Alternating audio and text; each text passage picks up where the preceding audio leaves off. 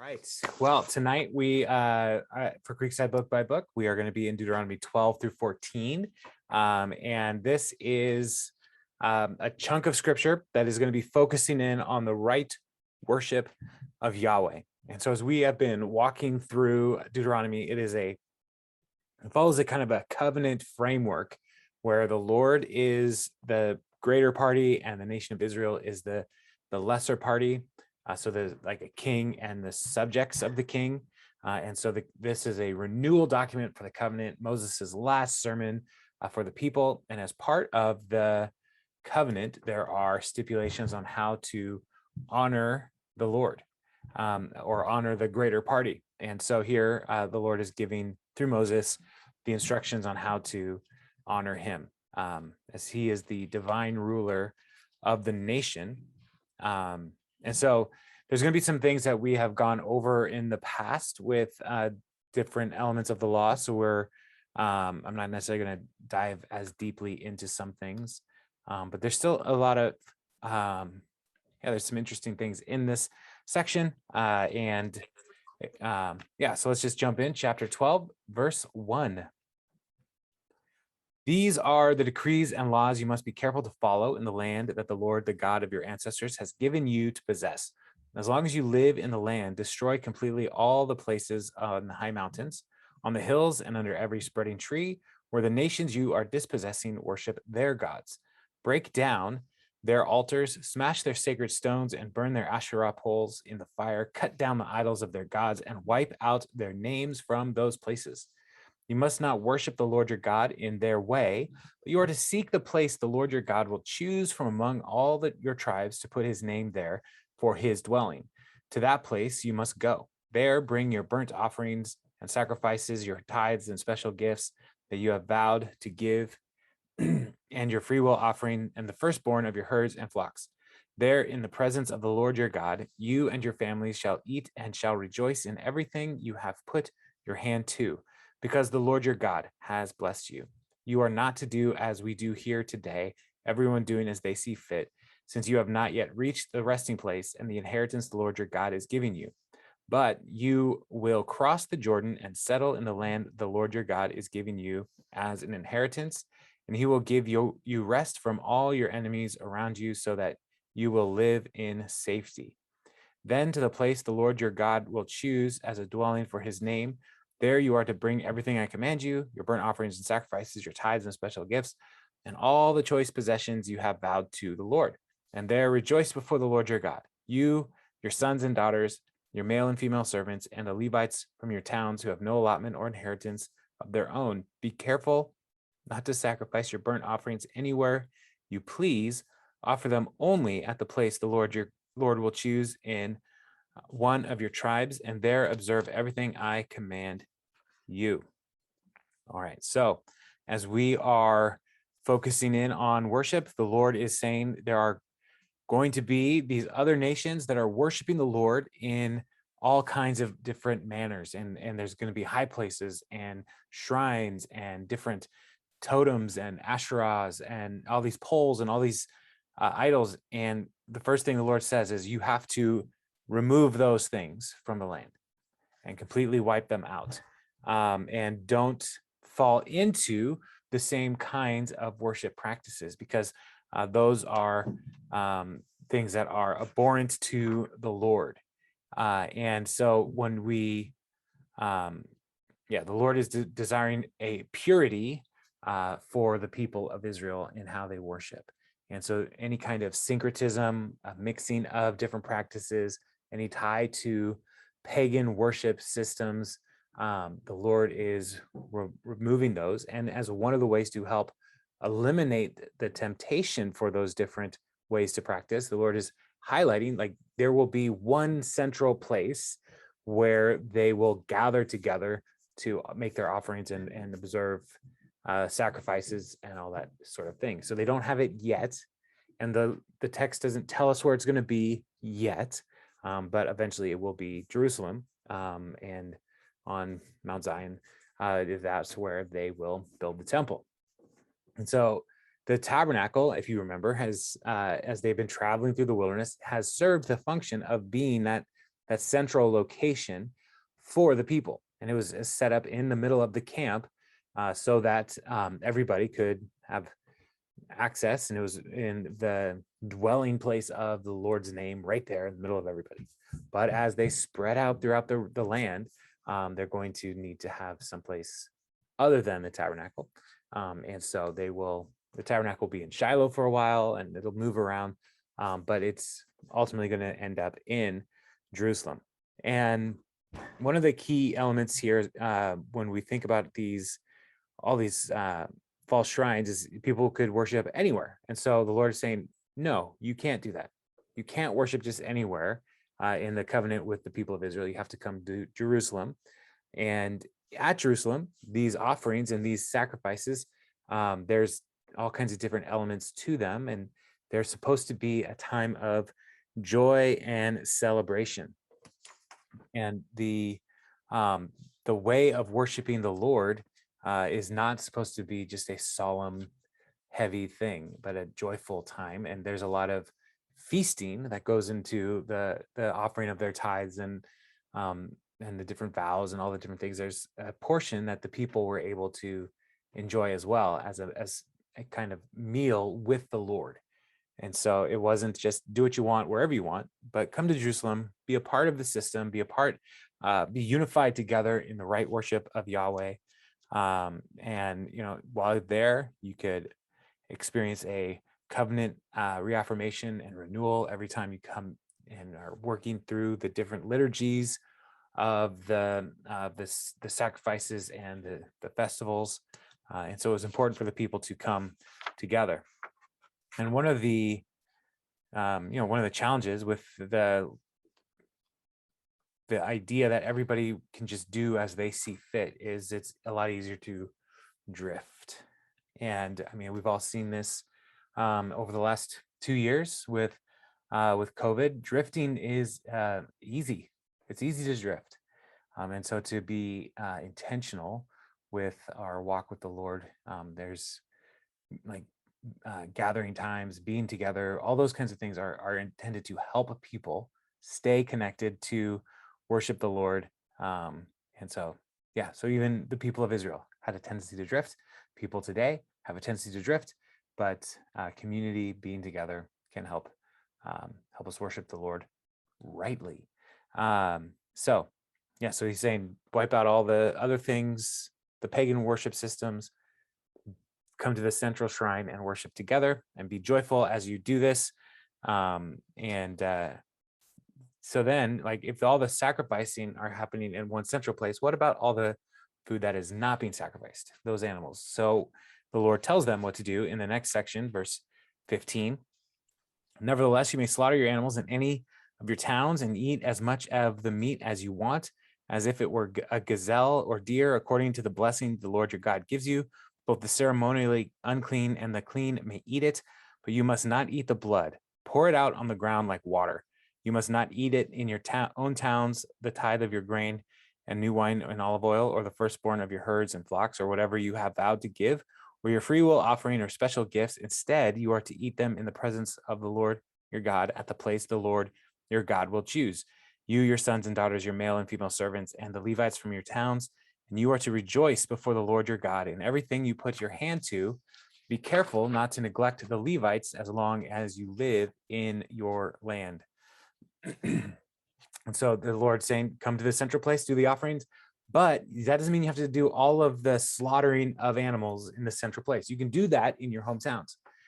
So if you have a goat that you're going to prepare for a meal that is not vowed to the Lord, then you can prepare that at home.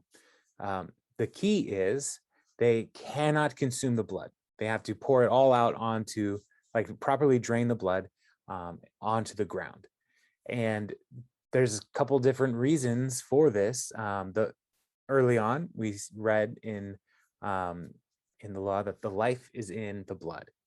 And so in pagan worship systems, people might drink the blood as a way to try to get a kind of animalism or animalistic power or something like that.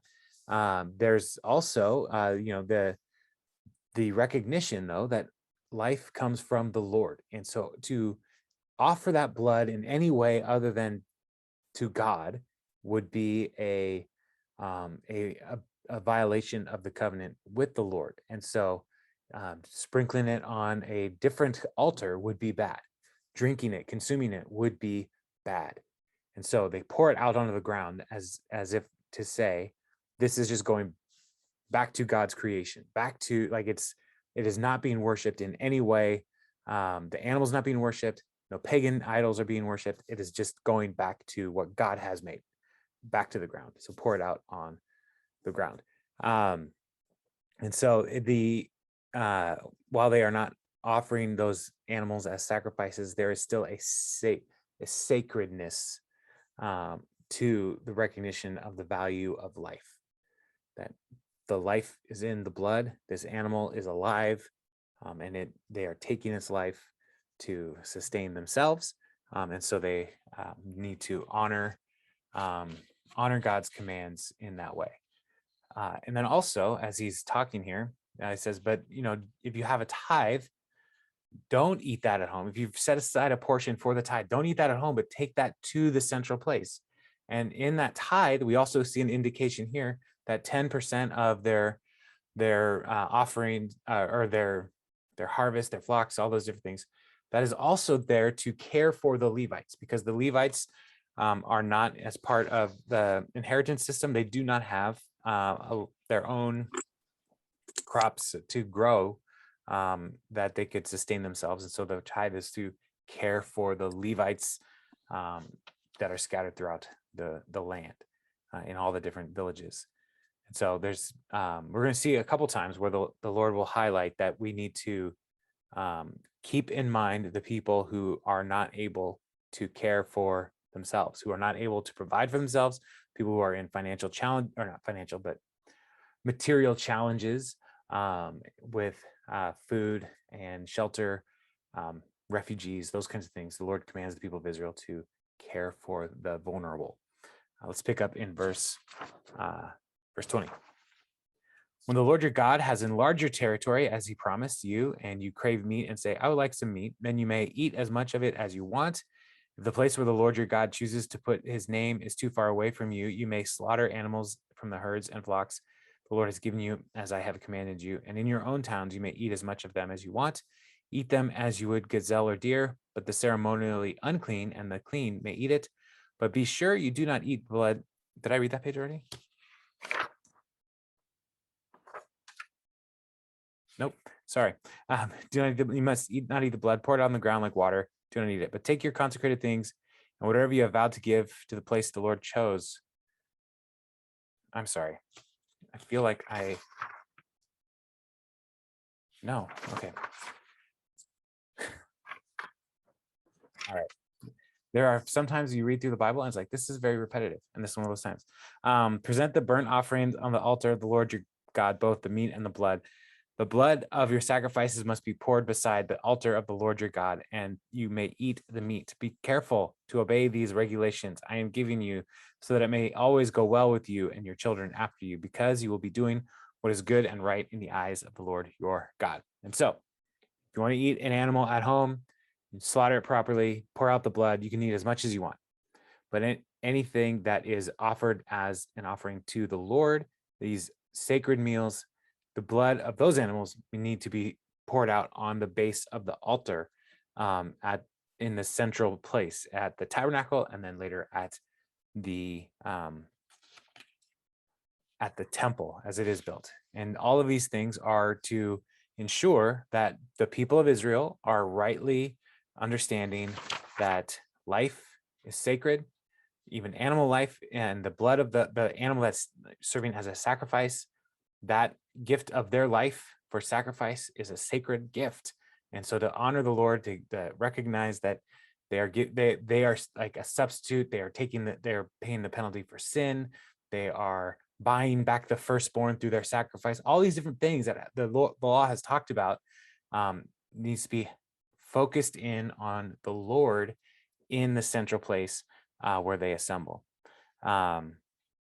So the next section, or in a little bit, we'll get a little bit of the understanding of what is clean and unclean, what are the things that they can or cannot eat. But when we look at the sacred meals, only people who are ceremonially clean can eat the sacred meals, but anybody can eat the meals at home.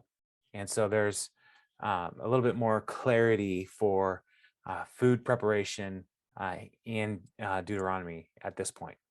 So let's pick up 29.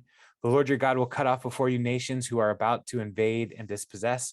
But when you have driven them out and settled in their land, and after they have been destroyed before you, be careful not to be ensnared by inquiring about their gods, saying, how do these nations serve their gods? We will do the same. You must not worship the Lord your God in their ways, because in worshiping their gods, they do all kinds of detestable things the Lord hates. They even burn their sons and daughters in the fire as sacrifices to their gods. And so the Lord is saying, I'm going to give you victory, right? I'm going to go before you. As we read last week, there's going to be nations that are bigger than you, stronger than you. Do not fear them. The Lord will drive them out. And so then he's like, now you're settled. Don't get comfortable in thinking, well, maybe I'll just figure out what these other people are doing. It seemed to be working for them for a long time. And so I will see how they worship their gods, and I'll do the same thing. And no, the Lord's saying, do not do this. You have to worship the Lord. The way he's calling them is what the covenant here is saying. And part of the reason why the Lord is using Israel to drive these nations out of the land of Canaan is because of their idolatrous practices and the wickedness of what they were doing. And so things like temple prostitution, that was a part of some of these pagan rituals, but here is spelled out, they were offering their sons and daughters as sacrifices. And so this is one of the things that is most abhorrent to the Lord, to see that like these people were offering their children.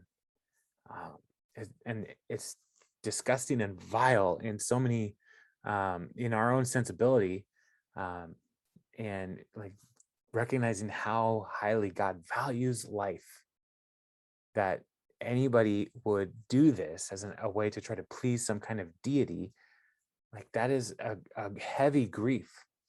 And so the Lord is reminding them, don't do that.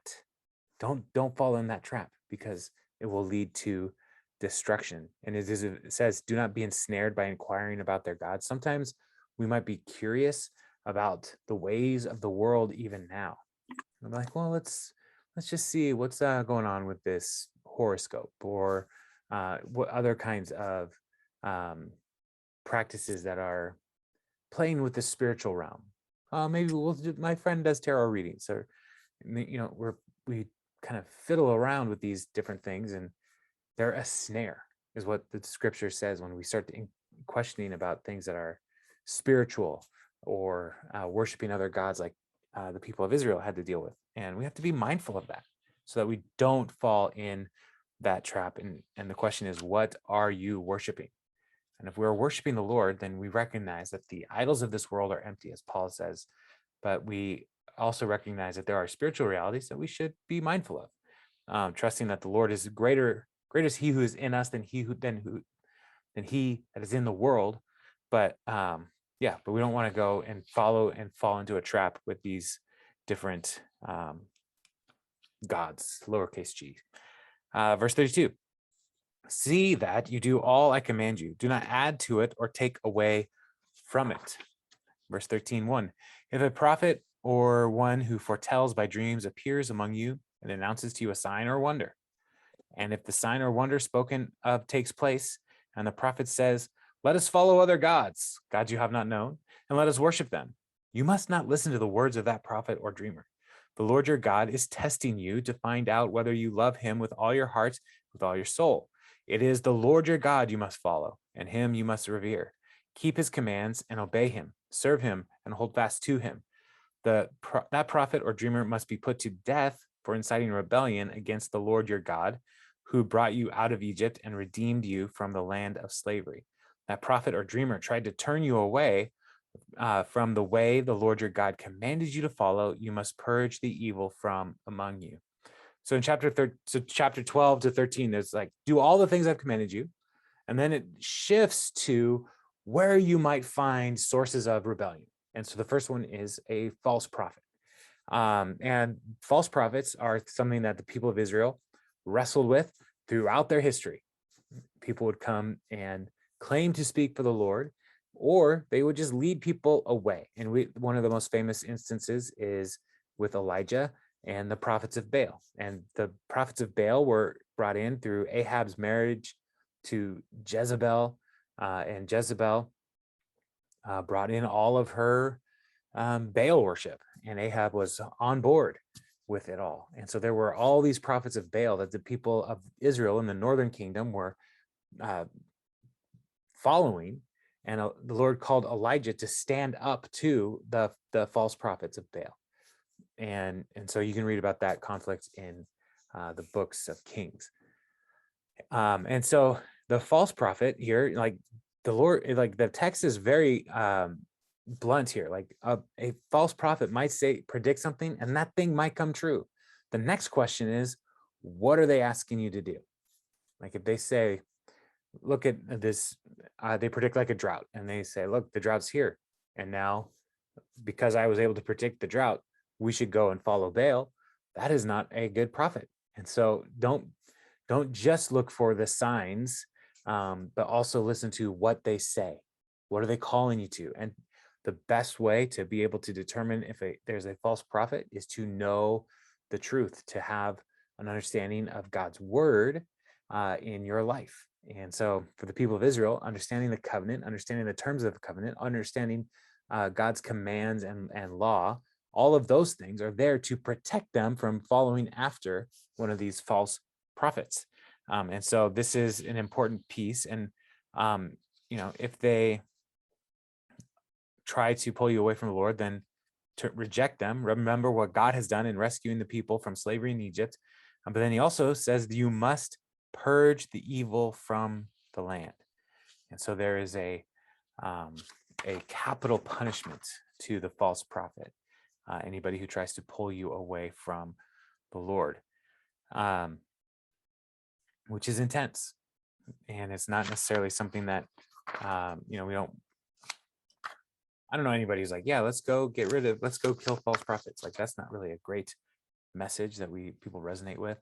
But for the people, the Lord is calling them to take their relationship seriously. And so the false prophet is an outsider who's or somebody maybe in the like an individual in the people of Israel who is rising up to call people to false gods. But that's not the only source of rebellion, because verse 6 tells us, if your very own brother or your son or daughter or the wife you love or your closest friend secretly entices you, saying, let us go and worship other gods, gods that neither you nor your ancestors have known, gods of the peoples around you, whether near or far, from one end of the land to the other, do not yield to them or listen to them. Show them no pity. Do not spare them or shield them. You must certainly put them to death. Your hand must be the first in putting them to death, and then the hands of all the people. Stone them to death, because they tried to turn you away from the Lord your God, who brought you out of Egypt, out of the land of slavery. Then all Israel will hear and be afraid, and no one among you will do such an evil thing again. And so here Moses is saying, look, yeah, it's easy to say, well, that false prophet, that guy's crazy. He's not one of us. He's out there. He's doing his own thing. Eliminate him. But what if your brother comes to you and says, we should worship Asherah?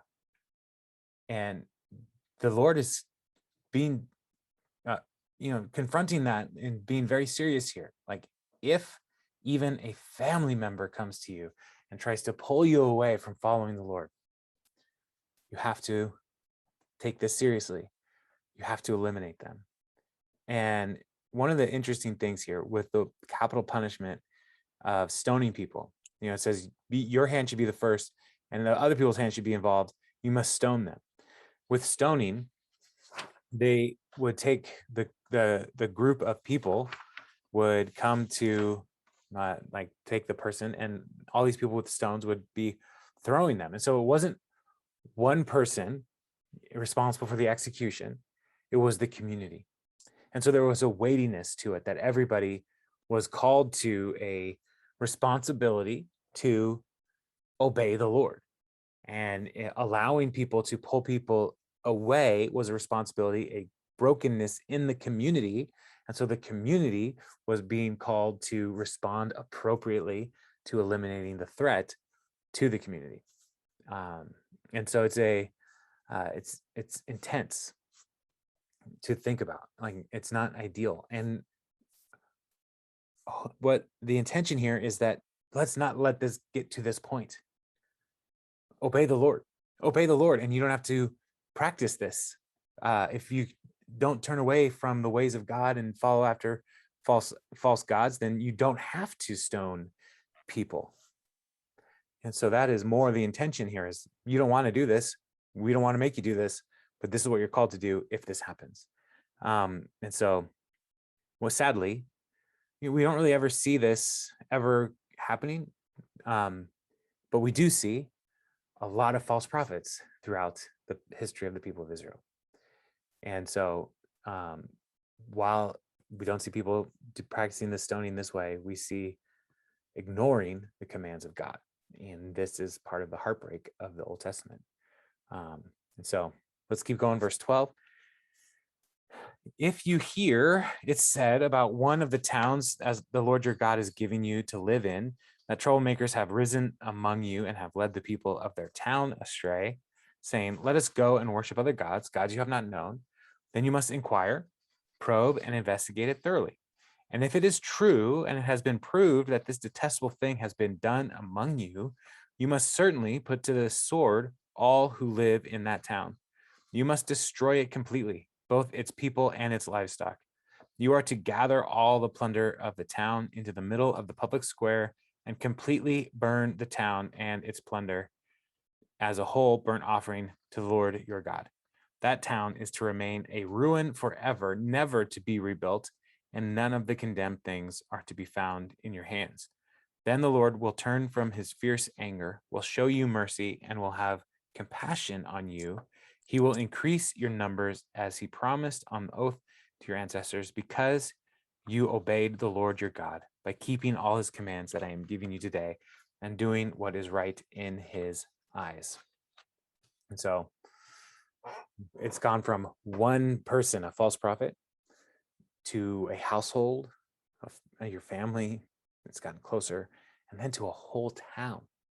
If a whole town is turning from the Lord and following false gods, the Lord says, investigate that, find out what is true, what is actually happening. And if you find that they are actually doing this, then they're called to destroy the town, to eliminate the people, and to not take any of the things from the town. It's all contaminated because of the false worship, because of their idolatry. The town is impure, and so they must destroy all of it. And so this is what we're going to see when they go to Jericho, and the Lord says, destroy the town and don't keep anything for yourselves. It's that same kind of principle. Like, the town is corrupt, the town is contaminated, so everything in it is contaminated with idolatry. Do not keep it. And so that's part of what the Lord is calling at this point. Now, capital punishment is not something that people want to do, and it's not something that they should want to do. And so, like, the Lord is putting this all out there as Moses is speaking. Like, this is what is required if this happens, but it doesn't have to get there. It doesn't have to get there. And so the hope is that people would trust the Lord. Trust the Lord. And we're going to see later on in Deuteronomy the list of curses and blessings for the blessings for obeying and the curses for disobeying. And the curses for disobeying are intense, and they're heartbreaking. And disobeying the Lord is something that people take on themselves. It is not something that has to happen in the covenant, but people continually reject the Lord and his commands throughout the scriptures. So talking about the harsh reality of disobedience and the consequences of false prophets and following the gods of the nations around them would lead to mourning. And that leads to chapter 14, the opening verses of chapter 14. You are the children of the Lord. not the children of the false gods, the Lord your God. Do not cut yourselves or shave the front of your heads for the dead, for you are a people holy to the Lord your God. Out of all the peoples on the face of the earth, the Lord has chosen you to be his treasured possession.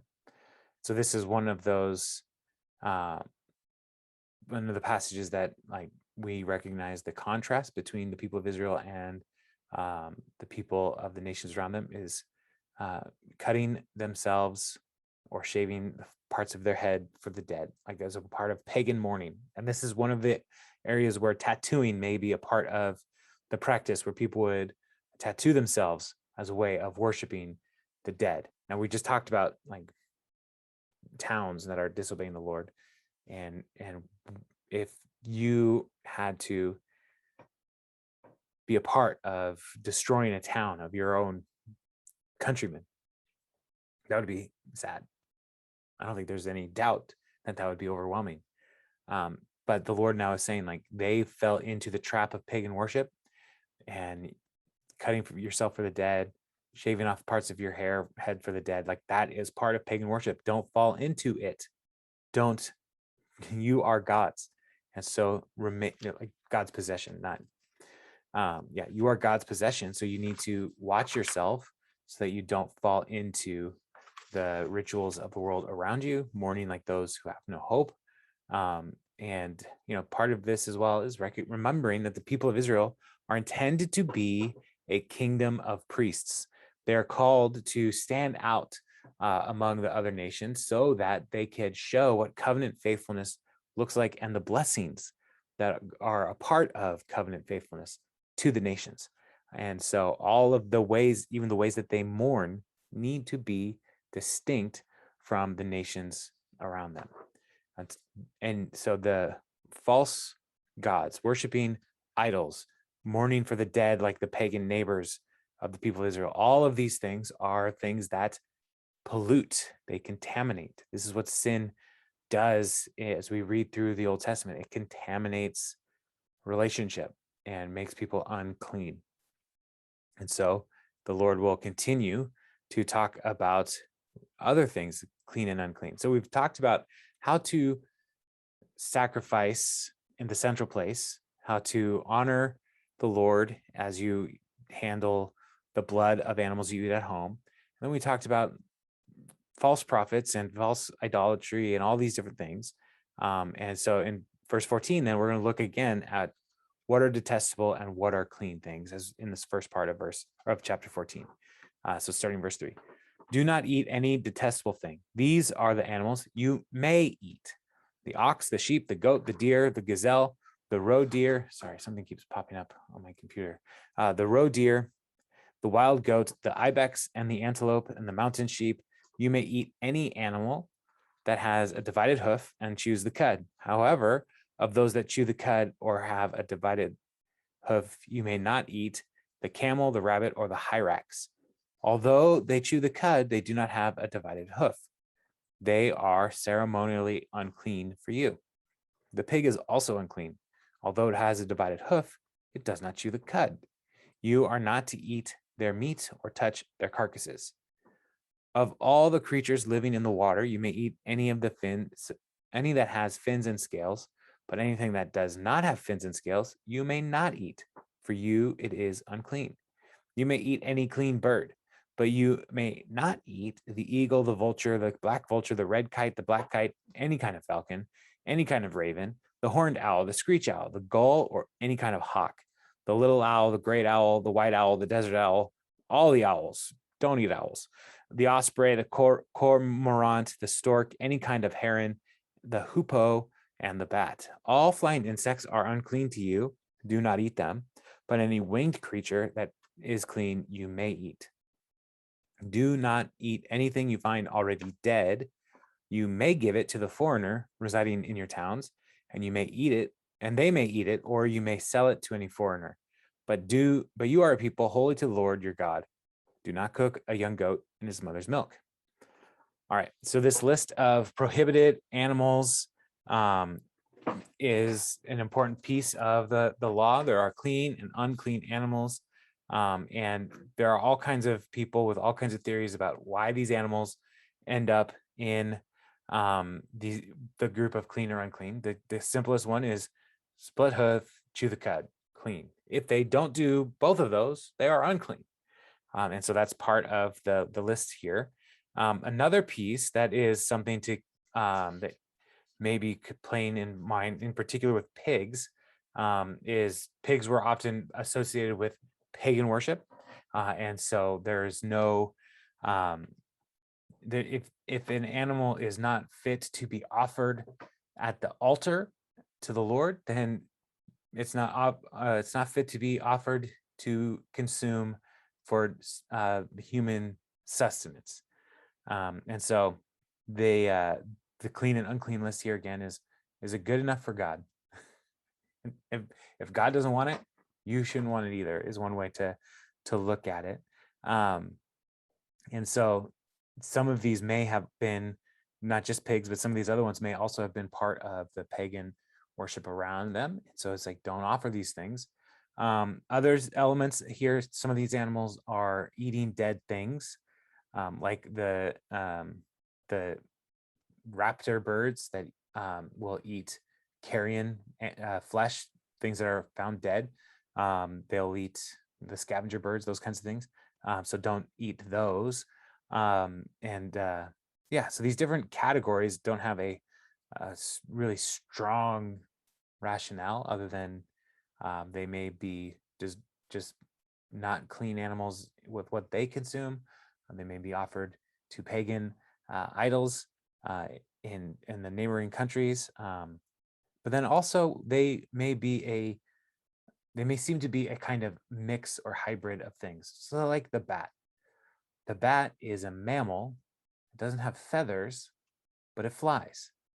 And so it is in between two worlds, is what it kind of feels like. And so the bat is in some kind of hybrid. It is impure. It is not consistent with being a bird or a mammal.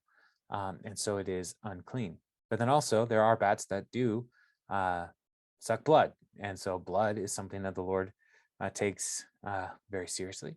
And so the Lord, it may be tied to that as well. Now, I don't know for sure if vampire bats in particular are in this part of the world, but there may be something about that in the known regions there. So but yeah, this list of birds is a lot of birds. Most of these are going to be carrion type birds that should not be eaten.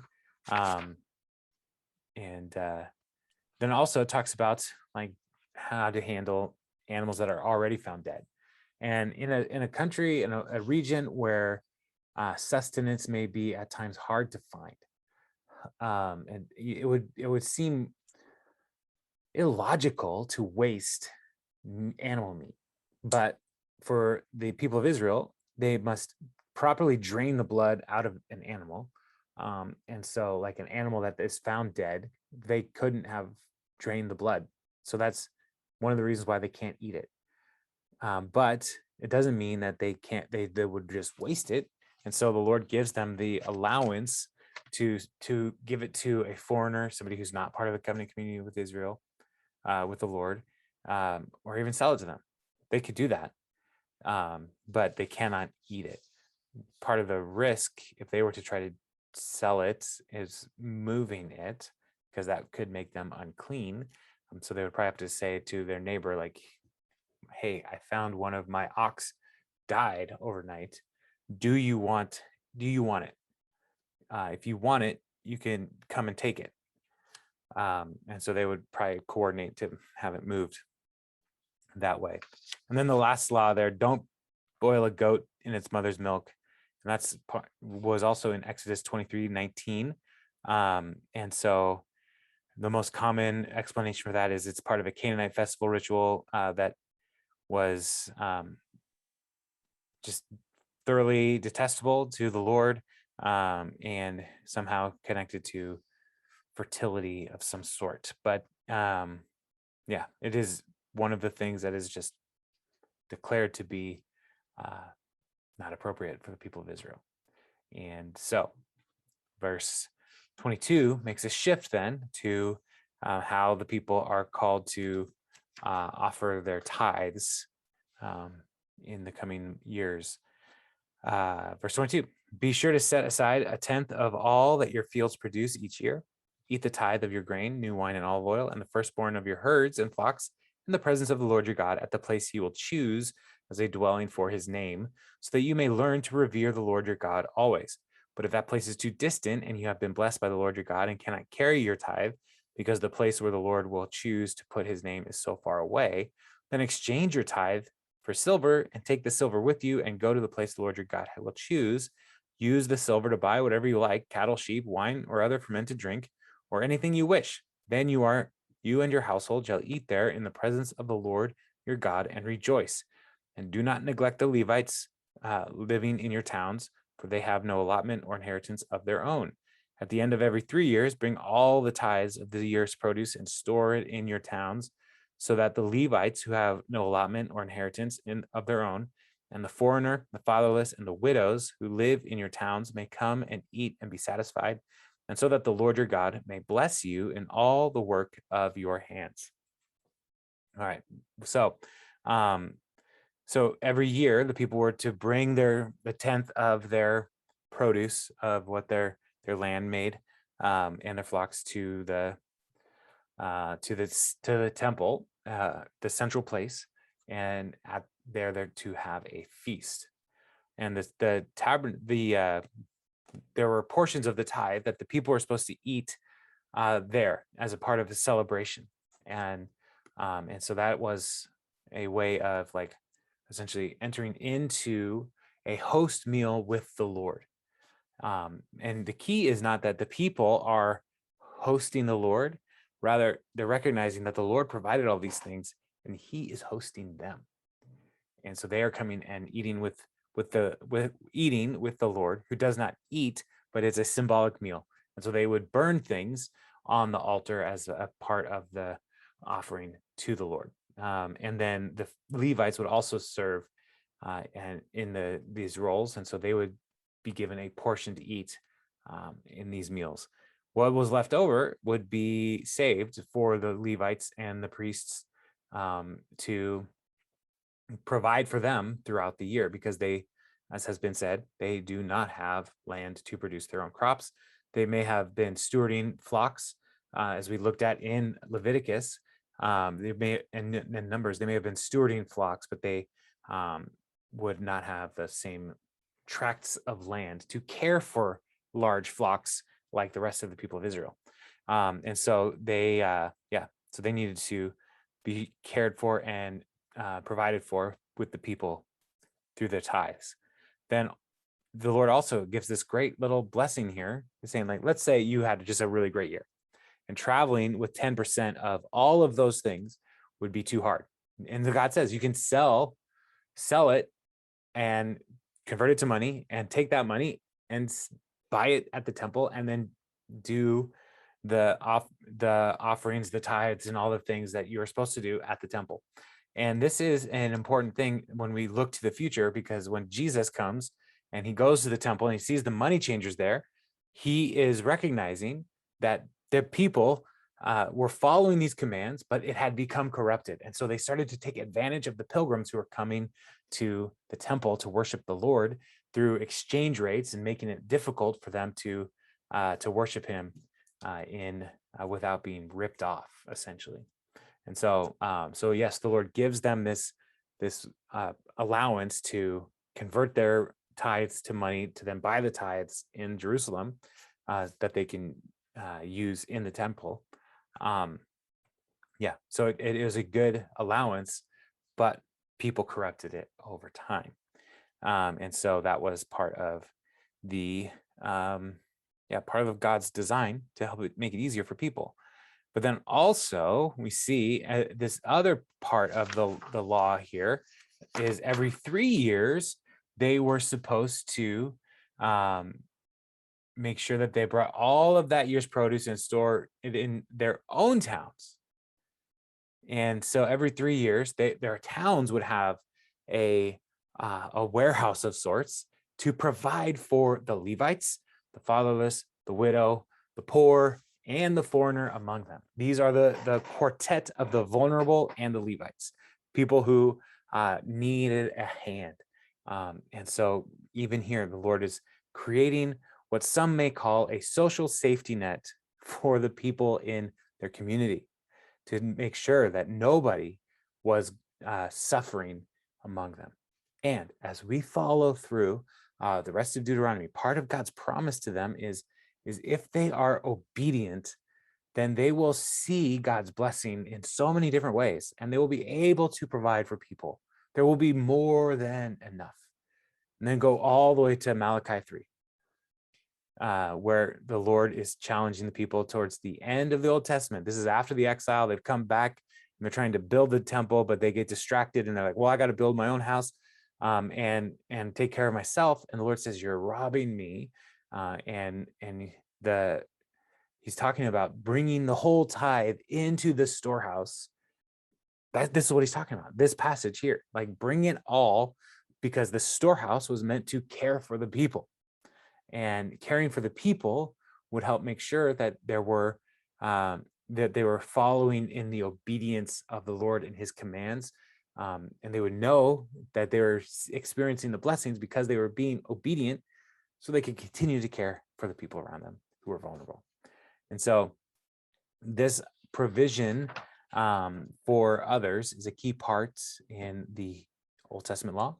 It's a key part in the early church when the followers of Jesus were coming together in the book of Acts. There were people who were less fortunate among them, and so they started selling their land and selling their stuff to take care of one another. And so generosity is intended to be something that flows out of the relationship with God and honoring him with their whole lives. But then also that generosity is meant to bless the people we are in relationship with, whether it's somebody who's close to us or somebody who we don't really know, maybe somebody from a different culture. But the relationship is there are brothers and sisters, there are neighbors, there are people who are made in the image of God. And so we must learn to care for them. And so this tithing principle, roll it back to Genesis and Melchizedek, where Genesis gives a tithe to Melchizedek, the priest of Salem. But even here, the Lord is saying, bring your tithe as a way to bless the vulnerable among you, to take care of the Levites, to honor and worship the Lord. And so these are all parts of the ways that the people can ensure that they are following the covenant well. And we will continue next week. We'll talk more about some of the worship regulations that the Lord has laid out for the people in the covenant. But yeah, so we'll stop there, and we'll not next week, but in 2 weeks we'll be back to talk more about Deuteronomy. So any questions or thoughts in this in these 3 chapters? What Bible translation are you reading from? I am reading from the NIV. NIV, okay. Because I think I have something slightly different. So next time I'm gonna grab that one because it would make it easier to read along. Okay. Well, if you do you have a copy of the NIV? I think I do. Somebody gave me an ESV, so that's what I've got. Yeah, the ESV is a fine translation. Yes. But yeah, they make some choices with their translations that makes it a little harder for me to wholeheartedly endorse. So yeah, I really like the version you're reading from, so I prefer so that. this, if you come on Sunday, this is the version that we have in the chair Bibles. So if Okay. you don't have an NIV, just take one. Okay. We have Okay. plenty. So Thank you. it's not as high quality of like paper and stuff, so it might be a little harder to read sometimes, but it's free. You can have it if you don't already have an NIV. And in particular, if you have an NIV at home, I'm using the 2011 update, and so it's the one before that was 1984. Wow. And so there's not a lot of major changes, but there are going to be some times where like a little word tweak to be a little bit more clear with contemporary English. But yeah, the NIV is great. I love the NIV. So yeah, any other thoughts or questions?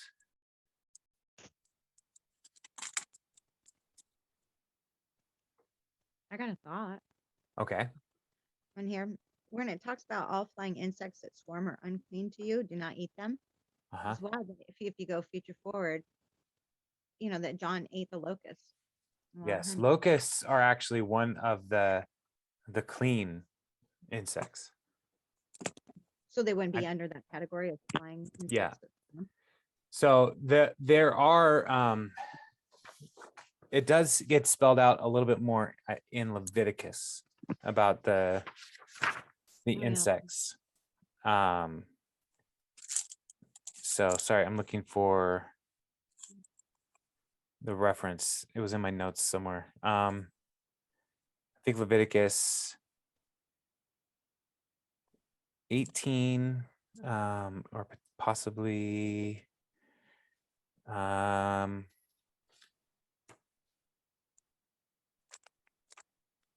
Leviticus 11 talks about the snakes and stuff. Yeah. So yeah, but locusts were allowed. So yeah. There's something about their grasshoppers, What's that? They do sell chocolate covered grasshoppers, I know, and I've had a chocolate covered grasshopper. You have? It was not good. Yeah. It's an oyster sauce. Asian side. Yeah, Yeah. we had a It's game Cambodian. when I was in youth group that was basically eat weird things. So that's what I did. Yeah, so chocolate covered grasshoppers was part of that. Christy, were you saying something about Cambodia? Yeah, my husband had a Cambodian coworker, and we went to dinner at their house, and they had crickets that were fried in oyster sauce, and they were delicious. Okay. Yeah, I was very brave, but my family growing up, my mom, like, her spice shelf is salt and pepper and ranch dressing. And so when I met my husband, my husband's father is Chinese, and we went to dim sum, and he plopped a chicken foot on my plate and looked at me. And he hadn't said a word to me the whole time. And so I was like, well, how do you eat this? And he told me, and I tried it. And he was like, so tell me about yourself. Like, that was his test to see if I was going to be, a good girlfriend to his son. So that's one way. Yeah. It's kind of a difficult road in with him, but apparently one of Dove's ex-girlfriends was vegan, so the chicken feet weren't going to fly. That's funny. Yeah. When we read the New Testament, the food laws get opened up for Gentiles. Like, we don't have, like, that's one of the beautiful things about following Jesus is we can have bacon. So when we read these food laws, like, I would still advise you not to eat crows, not to eat bats, all that stuff. But it is all not. All those animals are not part of our requirements as Gentiles. So, huzzah! That was really confusing to me as a kid trying to read the Bible on my own.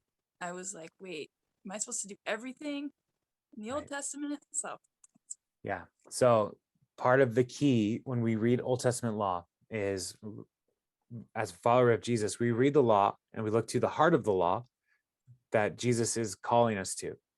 And so, like, if we are working to follow the 10 commandments as followers of Jesus, aces. Like, that is really good. That's a great standard because that's a universal command. Those are universal commands. But when we get to, like, ceremonial laws, a lot of what the food laws are about are ceremonial commands. And for Gentiles who are not a part of the Jewish faith or the Hebrew covenant, following the ceremonial laws is not required because that's not part of our cultural identity as non-Jews. So yeah.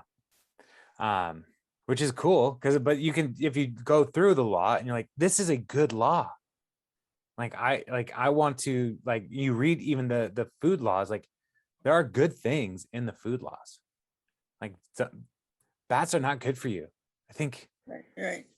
we can all agree. Bats, not a great scene after the last 2 years. Like, come on. So, yeah. Anyway, I'll stop. Any other thoughts or questions?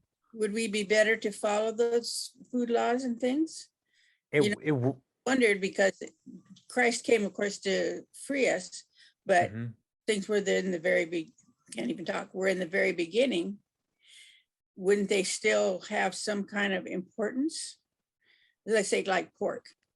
Now, I like pork, but I kind of hesitate to even eat it knowing the rules behind it. Yeah. So it wouldn't hurt you if that is a personal conviction. Like if you have the personal conviction to not eat pork, Right. then that's fine for you. Right. But when we read the New Testament, part of so it's Acts 10, Peter sees the vision of the animals coming down on the fabric. And the Lord says to him in this vision, get up, Peter, kill and eat. And Peter's like, I've never touched an unclean animal. And Jesus is saying, nothing, if I tell you to do this, it's okay. Like I'm making all things clean. And then, Cornelius's envoy comes and says, hey, here's a bunch of Gentiles. We'd love to know more about Jesus. And so there's this connection between Jesus saying, I am making things clean, and here's some unclean people who want to hear about Jesus. Look at what Jesus is up to. He's making things clean through the gospel. Okay. So we, as we continue through Acts, we see the people are kind of like freaked out. Like, Peter, why are you hanging out with Gentile people? This is not okay. And Peter then recommunicates, like, this is what happened. And then Paul and the mission and Barnabas, they go to start these churches in Gentile counties and countries, and Jewish people come along behind them and say, all these Gentiles, they're not getting circumcised. They're not following our laws. What are we doing? And so that's what leads to the Acts Council in chapter 15, where they talk about like what is required of Gentiles. And so what's required are don't worship any other god, don't consume blood, and don't practice sexual morality. And all of those are tied to worship in the pagan world.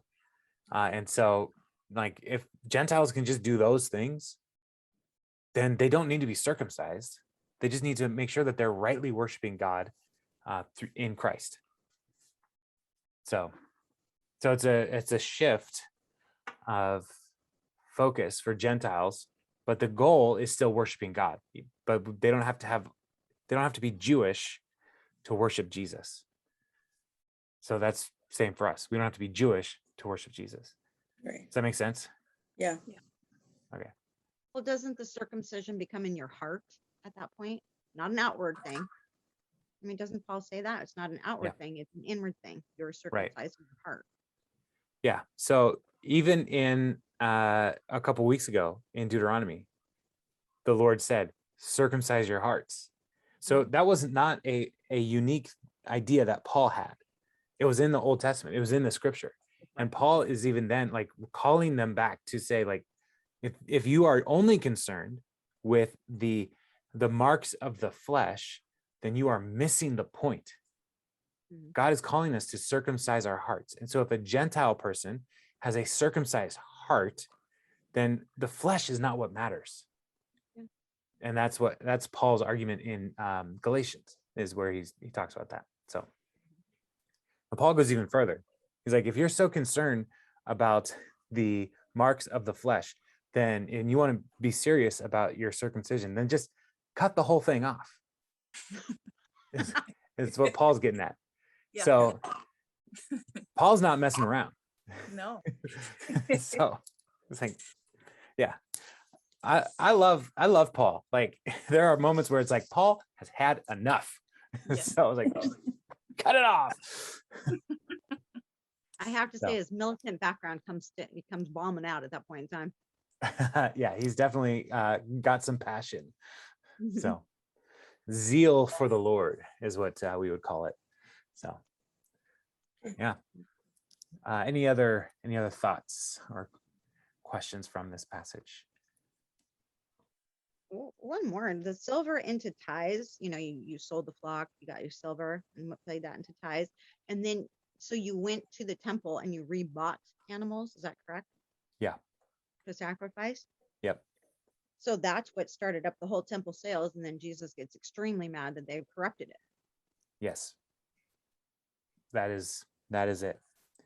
And so by the time that Jesus comes, the Jewish people are spread throughout the Mediterranean too. So like traveling with any animals long distances would have been almost impossible. So almost everybody coming was probably making those exchanges in the temple because it was just so cumbersome to try to bring all their animals. So it was kind of like going downtown and having to pay parking. Like everybody's got to pay parking. And the parking people know this. And so sometimes they charge you very little, but sometimes they'll charge you like $75 for 3 hours, right? Yeah. And like they have the spots, like they've got it, like I don't. And so like that's kind of where they're at. Like the people are coming to try to worship the Lord, and it's like they have the lambs. I don't have a lamb. I'm paying whatever they tell me. And so yeah, and so that made it, instead of being a time to be joyful and worshiping the Lord at the festival, it became something that they had to do begrudgingly. It's like, oh, they have the lambs. So and so Jesus is correcting that because it was just breaking people. So yeah. Quick thought on that one. How come they didn't, as you came into the town, because that would make the temple area so dirty and so, animals bleating everywhere and, pooping everywhere and making messes. That would make that area so nasty. It's like, no, do that outside. When you come into the city, do your exchanges there, keep the temple clean and orderly. End of story. Do it that way. Well, I don't know why they didn't do it that way. I don't know. I can't answer that question. It makes sense. But the temple was kind of gross anyway, because they were killing a lot of animals in there. Oh, true. Just keep it in mind. Like there was a lot of blood, a lot of gross stuff happening. So like one of the things, like when growing up, like our church did not allow beverages or food in the sanctuary. We wanted to keep it clean. Right. And the first time I went to a church that allowed coffee in the sanctuary, I saw somebody come in. I was like, they're going to make a mess in here. and they didn't. They were responsible adults, and they figured out how to not spill their coffee. But it was one of those like things where we tend to try to keep things clean and pristine based on our standards.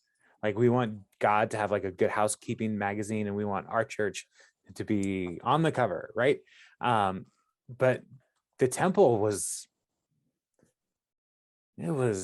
a lot of activity, and it was not as clean as we thought it maybe what we would like. So Tony, Tony's gone. All right, he's left the chat. Good to see you, Tony. If you're watching later, bye. Yeah, but all right, any other thoughts, questions? No. All right. Well, y'all, so next week I am going to be in Roatan, and so I won't be able to do this. So we will be off next week, and then I'll be available the day before Thanksgiving too. If you're available, I'll be here. So I'll be here or either at home, because we're going to do neighborhood table, and they don't have youth groups, so I might go home, but I'll still be available to do group. So sound You're good? going to Roatan? I am going to Roatan. Yes. I wanted to go so bad. I'm so Oh. excited for you guys. Well, Lizzie, we'll go again. Okay, So- I'm going next time. All right. So I'm hoping this week is the first time we've gone in November. So I'm hoping that this will be a good experience. We used to go in March, but it was very expensive in March. So What's I'm the hoping- weather like this time of year? mixed. The weather right now says rain and thunderstorms next week. So I'm hoping that's just like at nighttime. So we'll see. You'll find out. Yeah, we will. I'll bring a coat. So, all right. Well, I'll see y'all later. Have a good night. And you Bye. too. Blessings to you, Pastor Jason. Bye.